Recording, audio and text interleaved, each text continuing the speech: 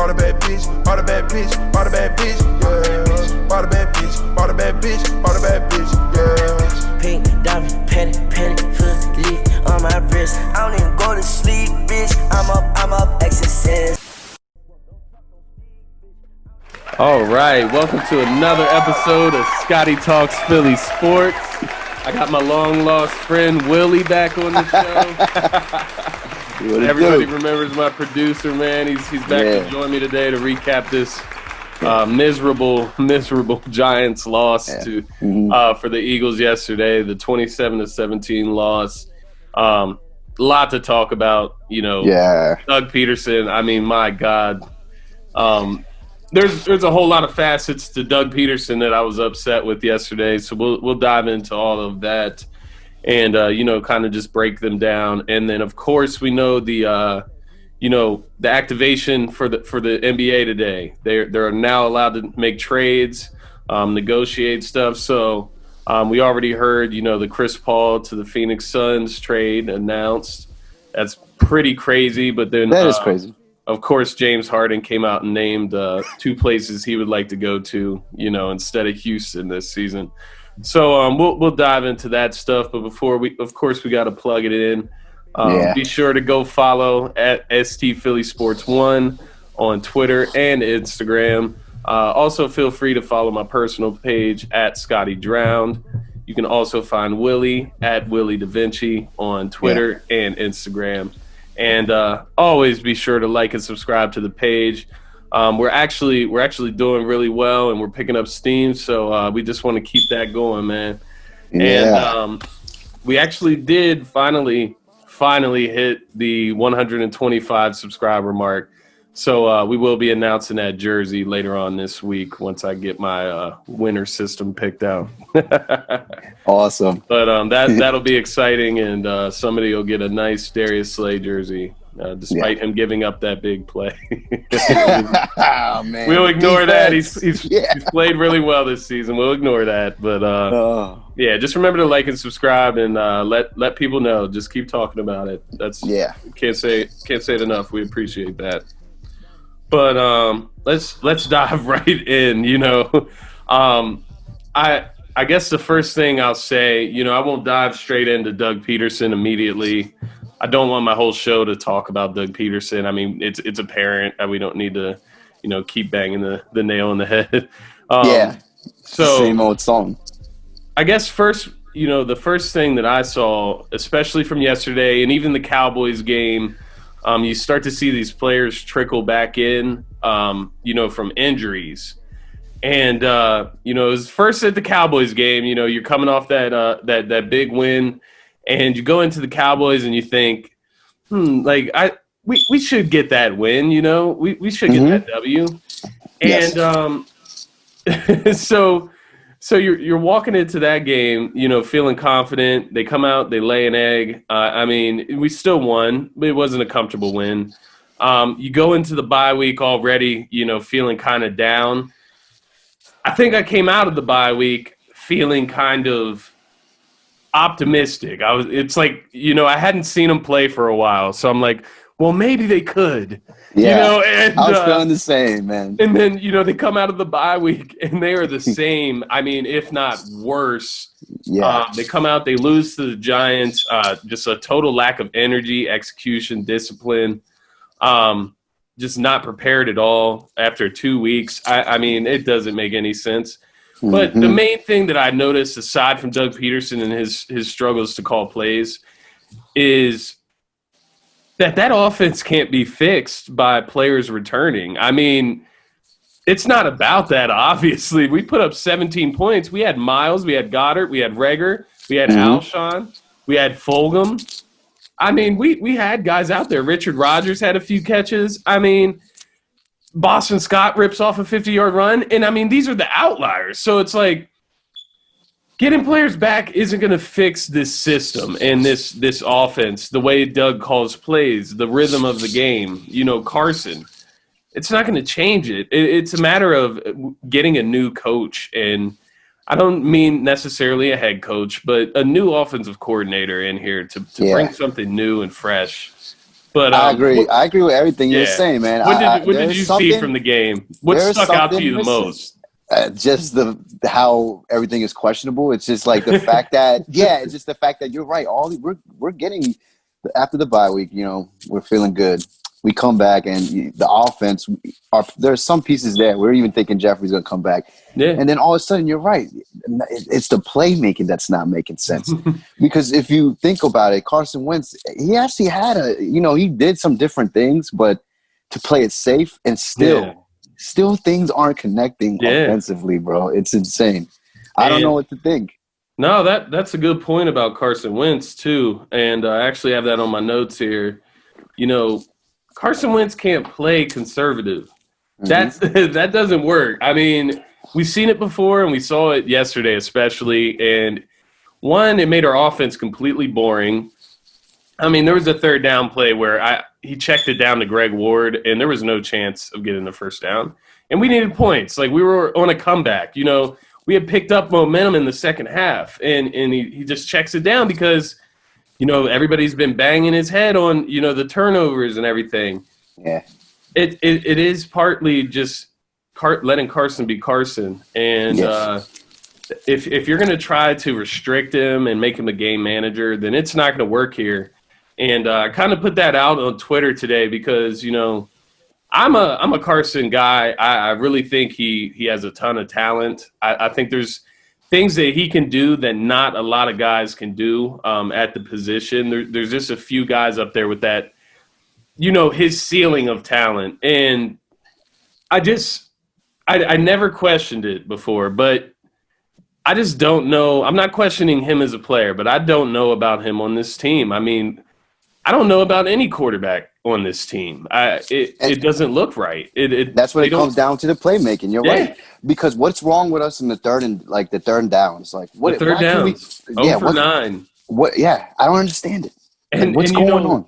That's another good point because one of my biggest things, that is so irritating when I'm watching the Eagles play is when we'll have like a 3rd and 3 or like a 3rd and 1 or a 3rd and 2, and they go and they try to go downfield. Just get the first down. Yeah, man. And see, that's where my big question mark arises is like, is that decision, does that play have an option for a check down just to get the first down? And is that Carson just biting on the big play? Or is Doug just trying to go for the big play and try to act like he's the smartest guy on the field? You know what I mean? Yeah, to be like a superhero. And it's not working. Man. Because when I watch the plays play out, it doesn't look like Wentz has any options underneath. It looks like he's just bailing out and throwing it downfield, to give it a shot. Yeah. And that makes zero sense. The next thing I'll get into, just the distribution between the pass and the run plays. I mean, obviously, we talked about it before the show. Obviously, it's not only just annoying as an Eagles fan with Miles Sanders. It's annoying as a fantasy owner. I mean, we both own him in one, one of our leagues that we participate in. Yeah. And it's just so frustrating, not only as an Eagles fan, but when you watch the Eagles play, it doesn't make sense how they use him. 15 carries yesterday. He was averaging, close to 7 yards a carry at one point during the game. And they would give it to him like 2 times in a row, and then you wouldn't see him the rest of the series. Yeah. How's the guy supposed to get any rhythm? All these drives, and then, like you said, Corey Clement scoring the touchdown right in the last minute. It's like – And, and we're being funny with the Clement touchdown. Like, good for Corey Clement, whatever. It is. But, does Corey Clement deserve 6 points? Does he deserve that? I mean, he hasn't performed well this season. And maybe you're trying to give him some confidence. We don't need Corey Clement to have confidence. We have Miles Sanders.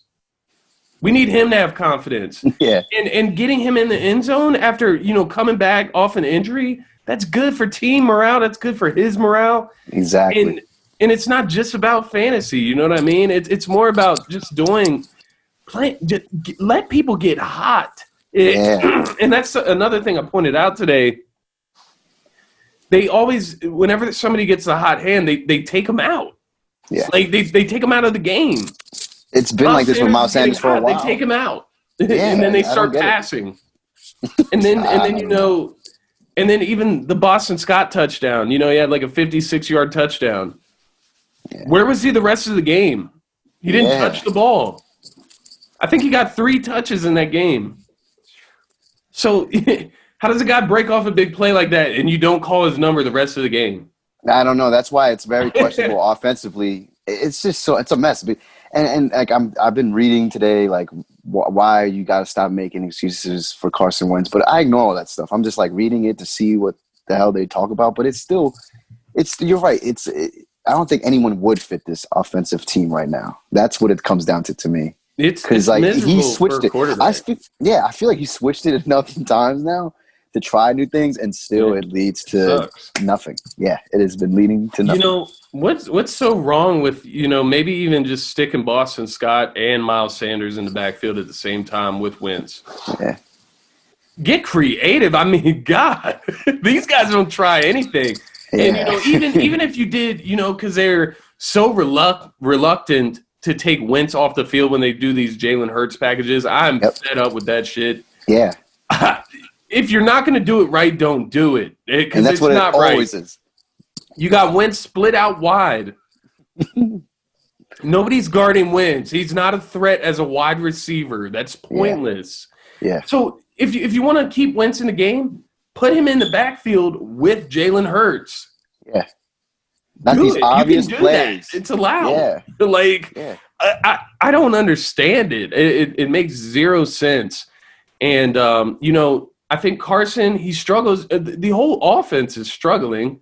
Mm-hmm. And he struggles for the same reason everybody else does. Because if you look at what the Giants did yesterday, they came out of the gates, they ran the football, and they gave Daniel Jones easy throws to make at the beginning of the game.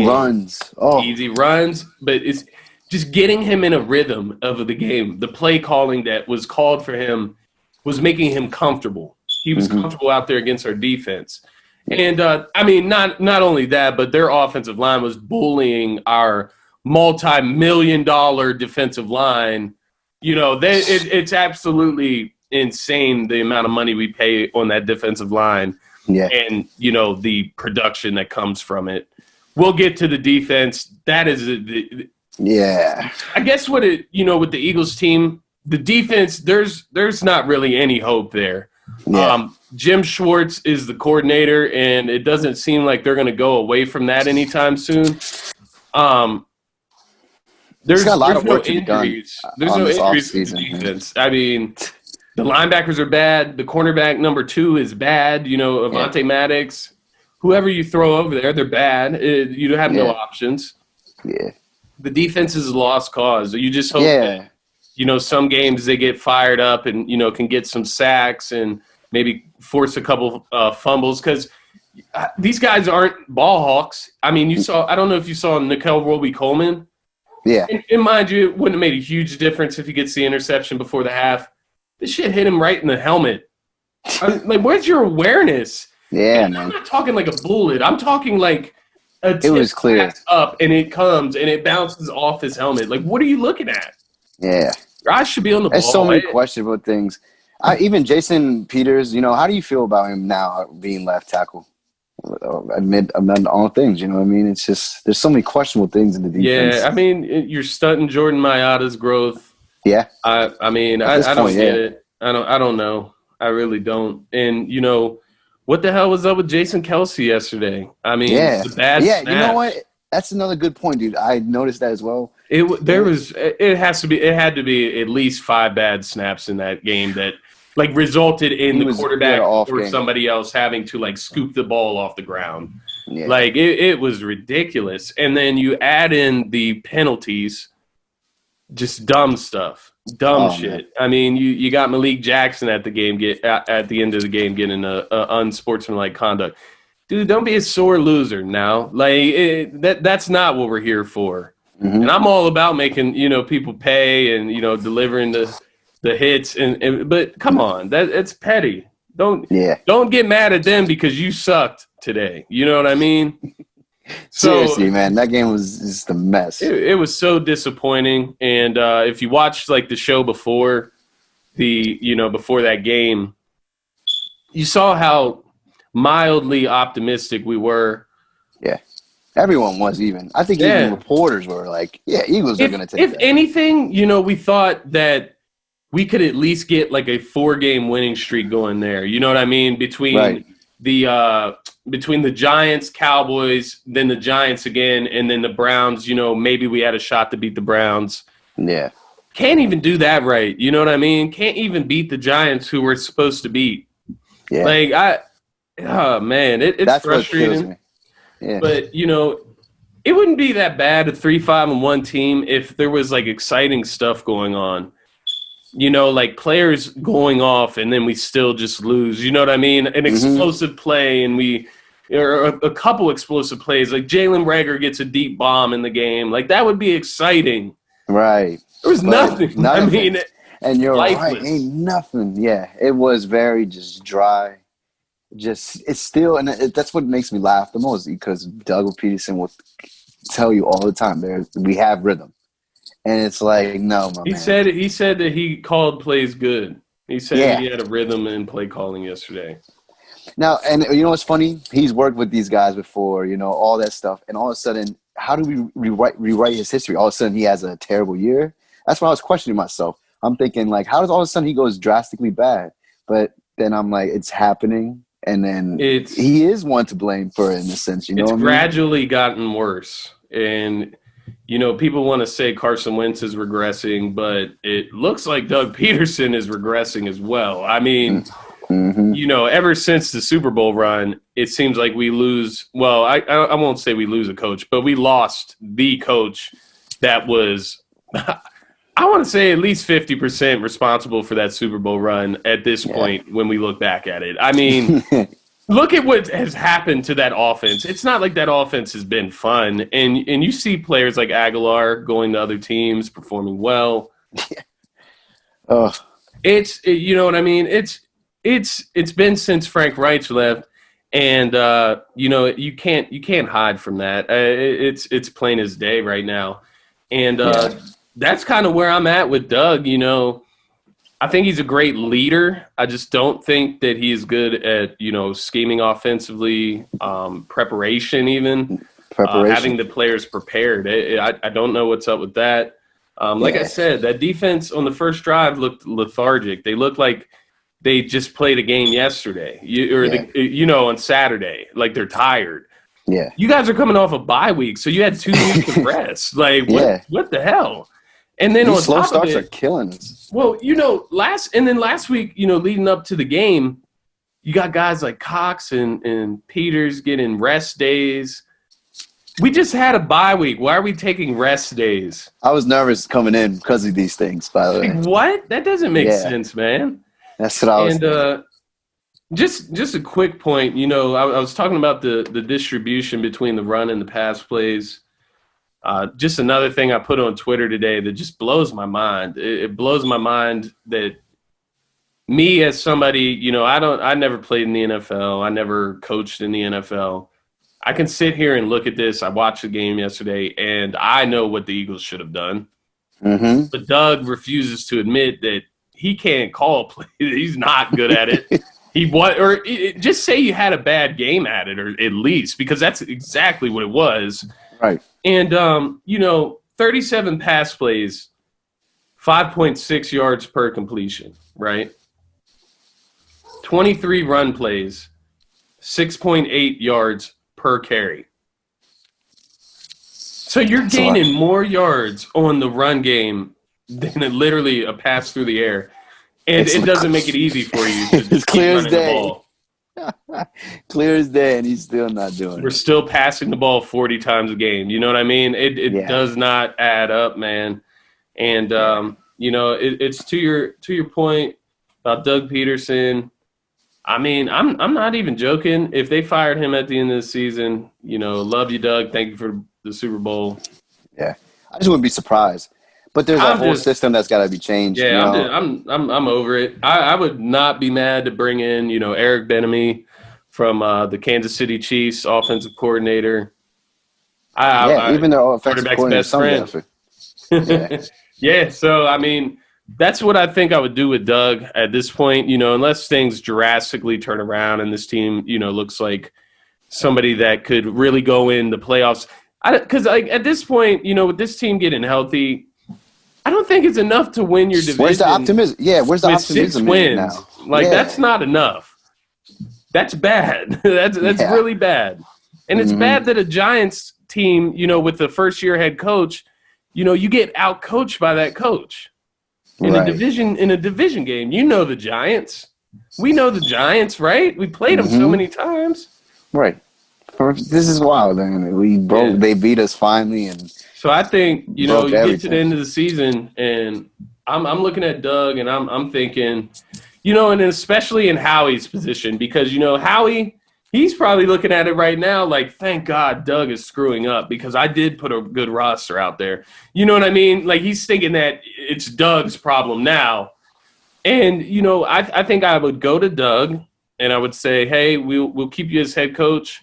We're going to relieve you of the play calling duties. You can help, chip in with designing, not too much hands on, but we're going to get an offensive coordinator in here, and they're going to do the play calling.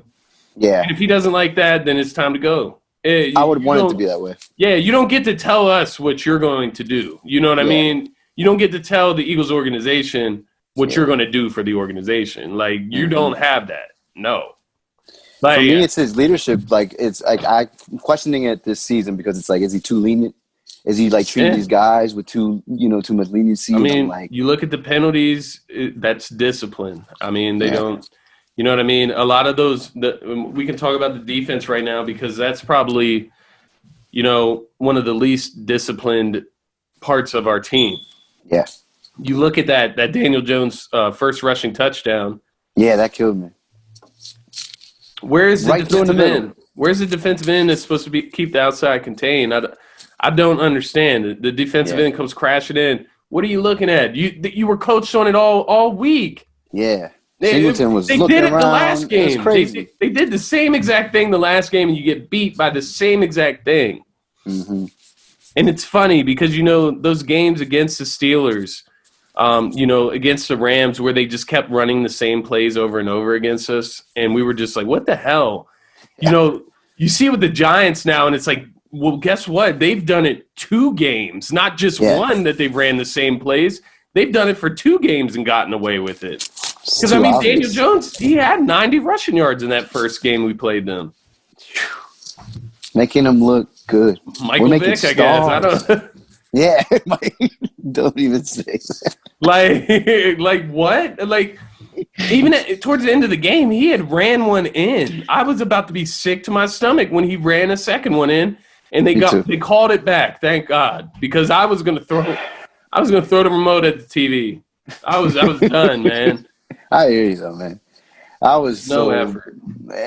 Like I said, the slow starts really just mess me up every time. It's like it's at the end it's like they need that. I don't understand. They wake up. I don't get it. And that's the funny part because they thought they were going to do that again this game. Right. And it didn't fall through. Like that shit didn't happen. Exactly. Like you thought that you could come back every game and win that shit. No.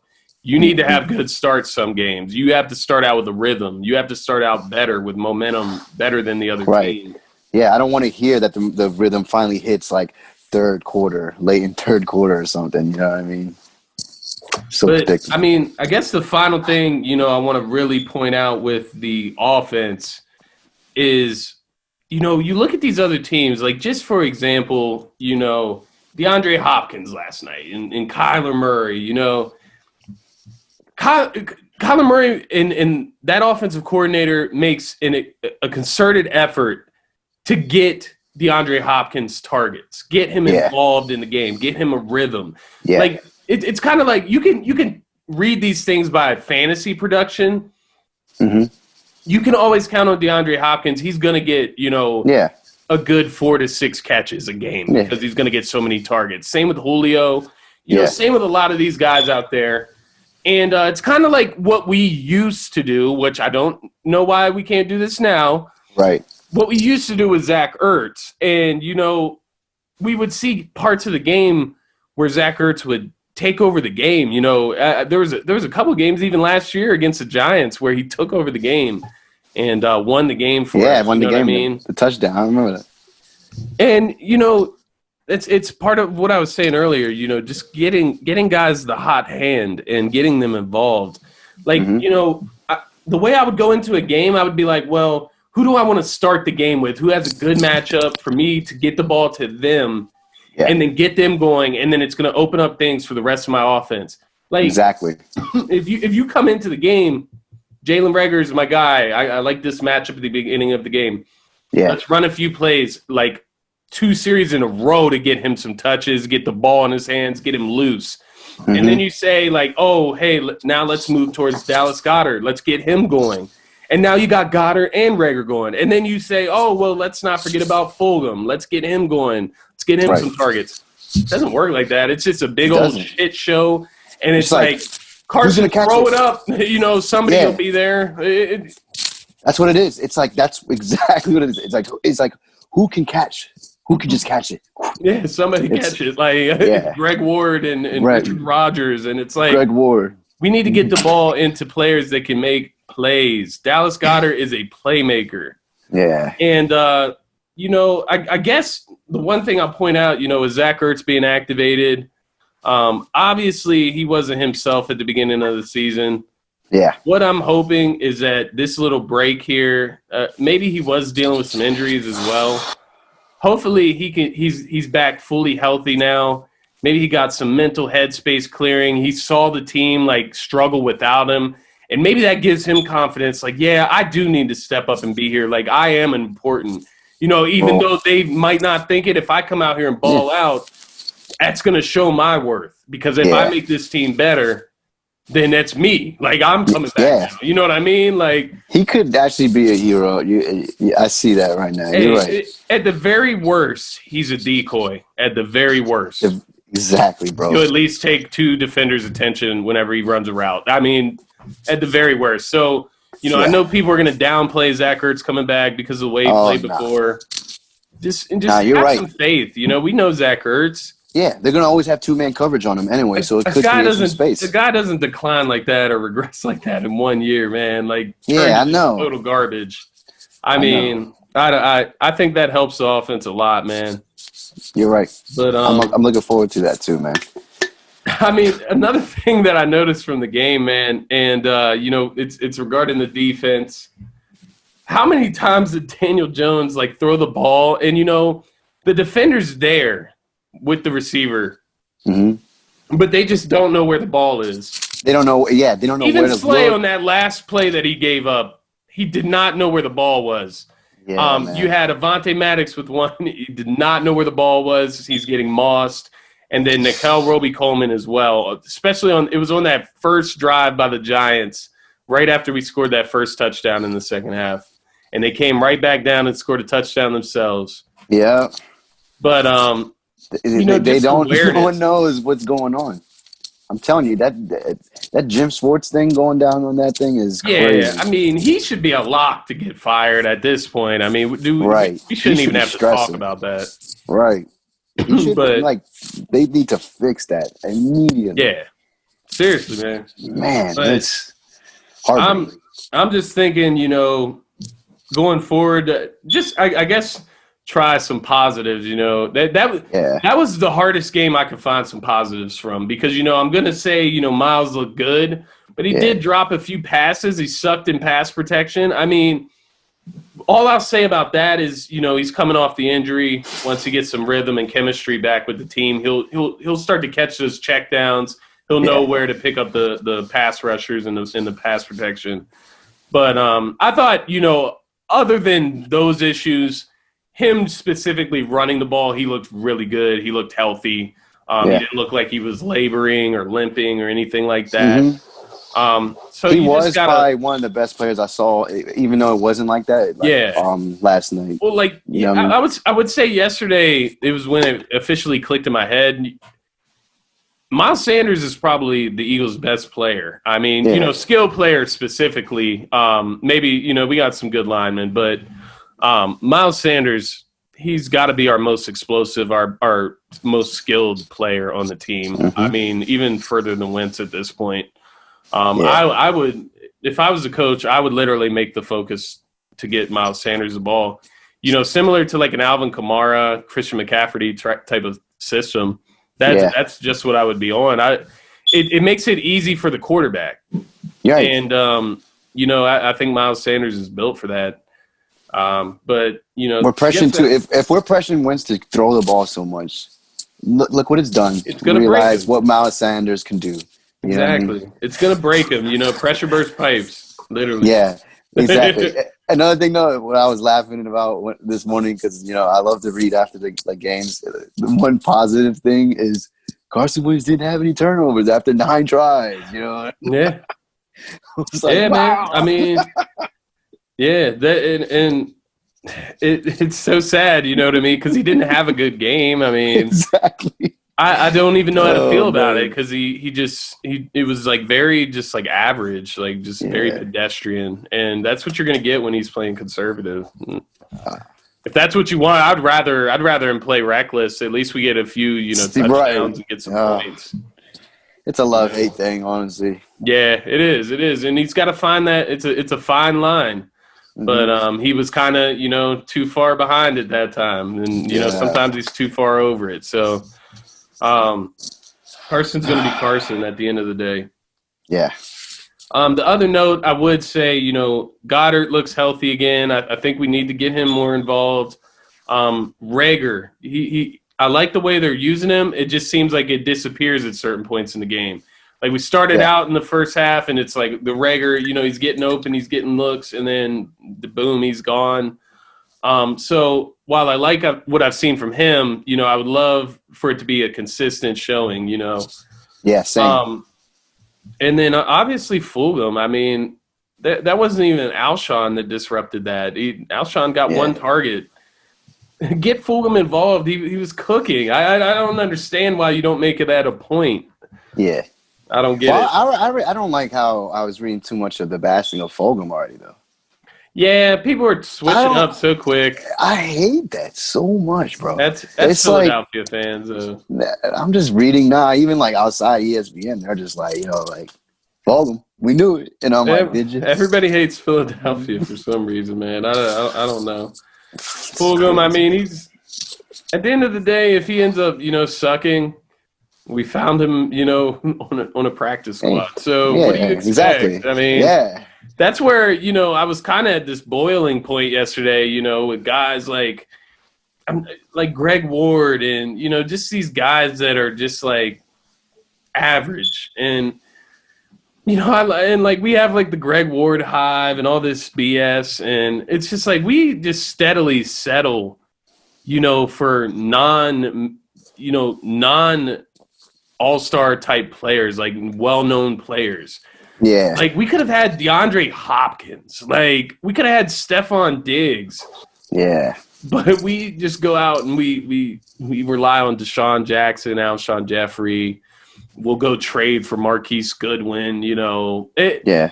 What the hell are we doing? How do we have the most expensive? I think if not, like at least top, like I think expensive we're fourth. Leagues. I think we're fourth in the league in total salaries. So top 5, and it's like still and we none are of these bottom 5 team right now.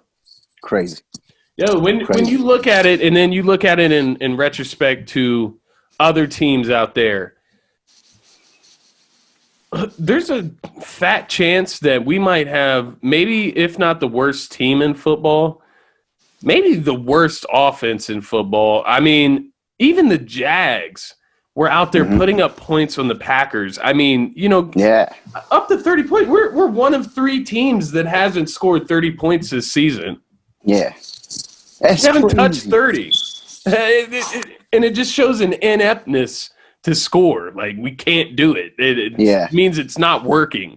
And it's quite amazing. It's quite amazing that we can sit here and we can dissect this and that they can't figure it out on their end. That's what the funniest thing is, man. Carson Wentz, I don't know even what to do with him anymore. I think I borderline think we ruined him here unless we get another coach in here. I'm just hoping I'm thinking that's why I'm saying the new system. Otherwise, I think we're going to have a broken guy on our team. Because it's that's the last thing getting we to want. it's getting to the point where, just for Carson, like, give him to somebody else that will use him correctly. Because I just think the guy's so talented, and we're just wasting it. We're just Me too. wasting it. We Making him look bad, and if we're going to be a shitty organization, we don't have to ruin good players. That's for sure. That's for sure. Sheesh. But, Man. I guess, well, I'm going to do a show with a Browns fan later on this week, so I won't dive too hard into the Browns. Yeah. But just, kind of generally speaking of our upcoming team, games, the Browns, I mean, can we win? Of course we can win. Of course. Like, of course. It will never shock me when the Eagles, don't allow you to give up on them. It will never shock me. They always do. They do this to us at least, once a season, if not multiple times, where they lose games they shouldn't have, and then they go and win a game they shouldn't. Yeah. And that's what I'm saying. It's so unorthodox that I'm going to say that we'll beat the Browns. I won't say that we will. I'm not even going to give a prediction, honestly. I won't say that we will beat them, but I think we can. But, seeing how the Giants just ran the ball down our throats with Wayne Gallman and Daniel Jones, I just see no reason why Kareem Hunt and Nick Chubb won't do the same. Yeah, and you're right. Nick Chubb's back, and their pass rush with Myles Garrett, I mean, that's going to be tormenting Carson all day. It's going to be annoying. Their defense is no pushover. They got a pretty decent defense. But we'll see. They just had like a 10-7 game with the Texans. So, I mean, they're not out here being world beaters on the scoreboard. Exactly. We'll have to just see. Yeah, we'll just have to see. Running game is usually our strong suit, but not recently. Now it does. Yeah, no. But, after that, obviously, we got the Seahawks, the Packers, the Saints, the just Cardinals. a tough. Yeah, I've looked at the line, and I was just like, yo, this is going to be rough. I guess the bright spot is, the Seattle isn't looking too great.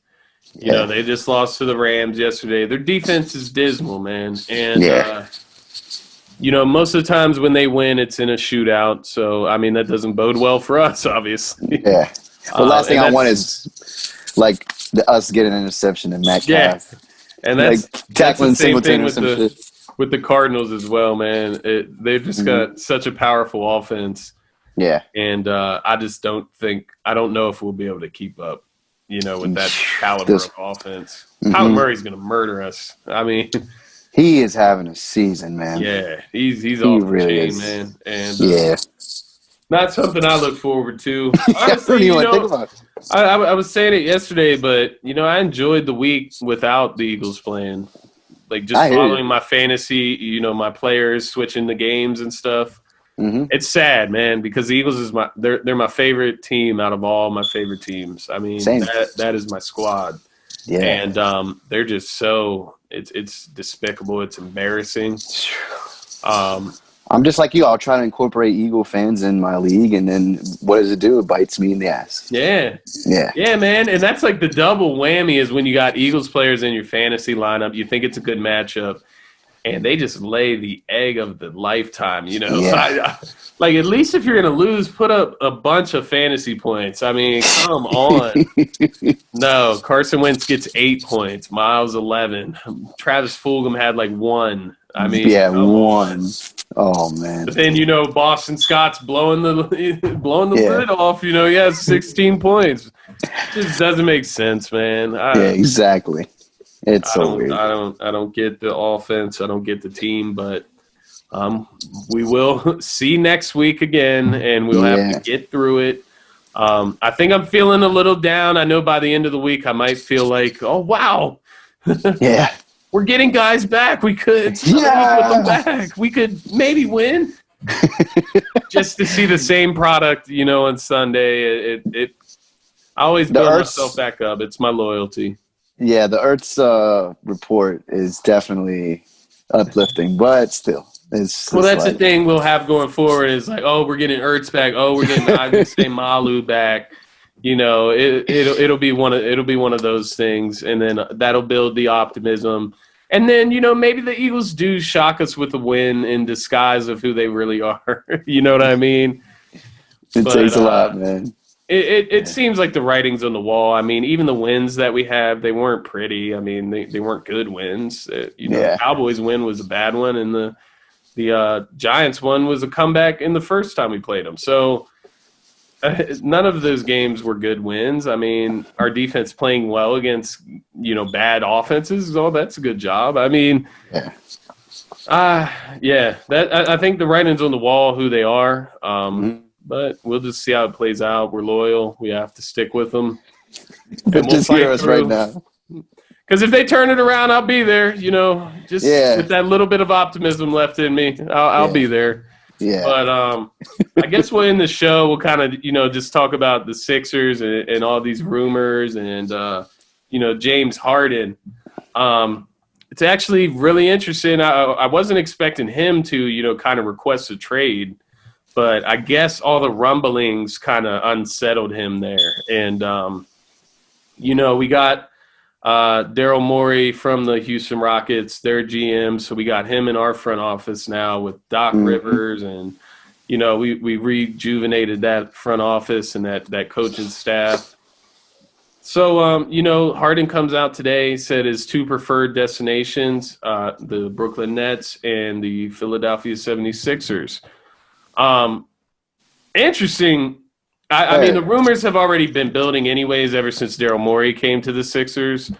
And, it's intriguing. I mean, it's interesting. I wonder how it would fit. James Harden, if he was to play with Embiid, I would assume the Sixers are not willing to give up Embiid or Ben Simmons. I hope. If they're smart, if they make a bonehead move like that, I think that'll be I think what that does, say you do trade Ben Simmons for James Harden, which I'm telling you right now, 100% I would not do. Yeah. I think if you do that trade, you have now a 2, maybe 3-year window of championship contention. Yeah. Where you're not going to be the favorite, but you'll be in contention. You'll be considered a contender. But now it'll be fun to watch. Like we're gonna be up there. Yeah, exactly. It would be fun. James Harden and Joel Embiid, that would be very fun. James Harden would spread the floor out. But, you're giving up a 24-year-old for a 31-year-old. And, Ben Simmons seems like he's been around for a little bit now, but he's 24 years old. You know what I mean? Yeah. And he's just now blooming into who he's going to be. He's already a great defender. He's a great passer. He can finish at the rim. But obviously the shooting is going to be the token to his success and what he's able to do and his ceiling. Yeah. I'm not trading him for James Harden. I think we've seen James Harden on the Rockets. He's had teams. He's had, players beside him like Chris Paul, like Russell Westbrook. Which is what I wanted to question. I'm like, why did he want to leave all of a sudden the year Westbrook is there? Well, apparently Westbrook is trying to get out of there as well. So it looks like Houston is like totally, revamping, rebuilding. So, man. Yeah. So, interesting stuff. James Harden, depending on the price, I would love to see him with Ben Simmons and Joel Embiid. I think that would be really exciting.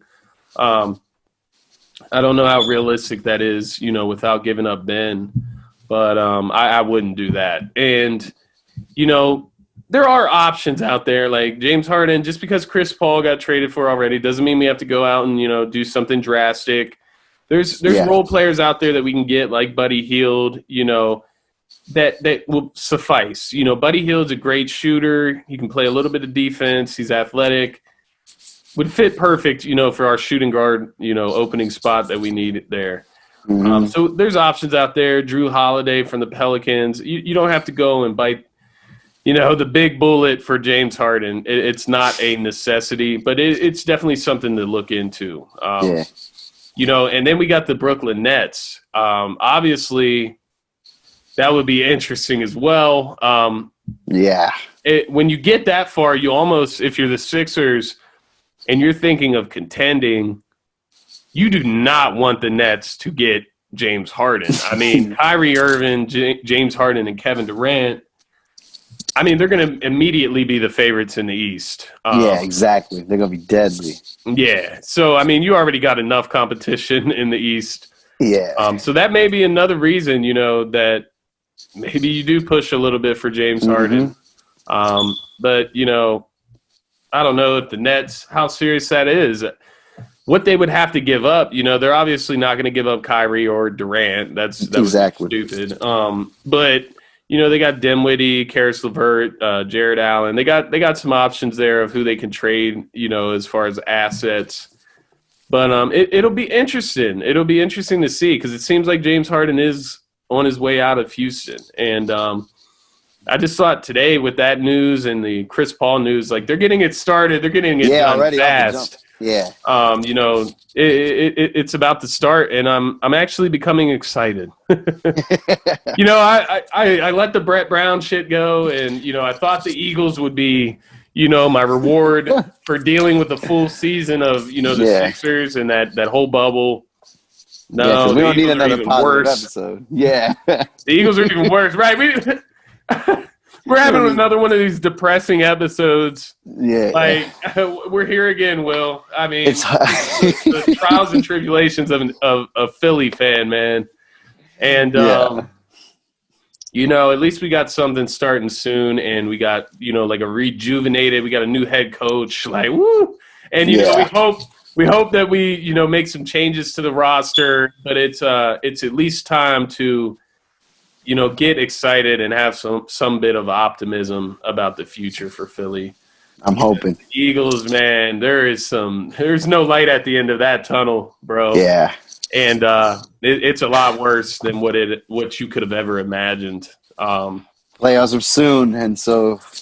By the way, before we hop off of here, what'd you think about those new Sixers jerseys?